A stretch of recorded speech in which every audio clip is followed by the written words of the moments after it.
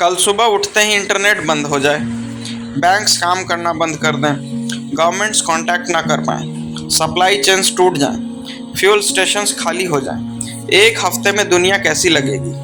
शायद आप सोच रहे हैं कि ऐसा सिर्फ साइंस फिक्शन में होता है, लेकिन सच ये है कि 3200 साल पहले ये सब हो चुका है और उस वक्त जो हुआ था उसका एग्जैक्ट रीज़न आज तक किसी को नहीं पता।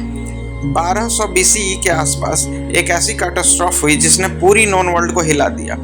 राजा गायब हो गए, साम्राज्य टूट गए, शहर जल गए, लिखना पढ़ना तक लोग भूल गए और कुछ ही सालों में सिविलाइजेशन अंधेरे में चला गया। स्कूल में हमें लगता है कि ग्लोबलाइजेशन मॉडर्न कॉन्सेप्ट है। गलत, बिल्कुल गलत। ब्रोंज एज में भी दुनिया इंटरकनेक्टेड थी। एक राजा दूसरे राजा को गिफ्ट्स भेजता था, कॉपर साइप्रस से आता था, टीन अफगानिस्तान और सेंट्रल एशिया से। लग्जरी गुड्स हजारों किलोमीटर ट्रेवल करते थे, किंग्स एक दूसरे को लेटर्स लिखते थे, डिप्लोमेसी होती थी, ट्रेड होता था। यह हिस्ट्री का पहला इंटरनेशनल सिस्टम था जिसे आज हम इंटरनेशनल रिलेशन कहते हैं। प्रॉब्लम यह थी कि सब एक दूसरे पर डिपेंड करते थे।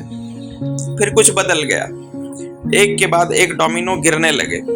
सोचिए, अगर आज ताइवान चिप बनाना बंद कर दे, कितनी इंडस्ट्रीज रुक जाएंगी। ब्रोंज एज में भी कुछ ऐसा ही हुआ। टीन सप्लाई डिस्टर्ब हुई, ब्रोंज बनाना मुश्किल हुआ, वेपन्स कम हुए, आर्मीज वीक हुई, ट्रेड और टूट गया और कोलैप्स एक्सेलरेट हुआ। एंशियंट इंस्क्रिप्शंस में एक नाम मिलता है, सी पीपल्स। लेकिन प्रॉब्लम यह है कि हमें पता ही नहीं ये लोग थे कौन। ये पायरेट्स थे, रिफ्यूजीज थे, इन्वेडिंग आर्मीज थे या खुद कोलैप्स के विक्टिम्स।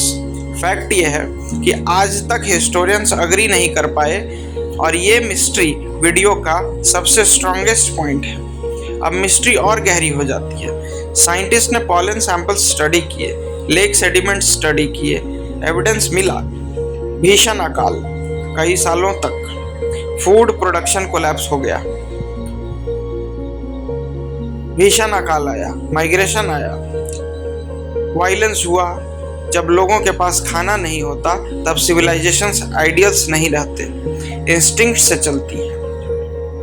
हो सकता है किसी एनिमी ने दुनिया डिस्ट्रॉय नहीं की, हो सकता है सिस्टम खुद अपने वेट के नीचे गिर गया।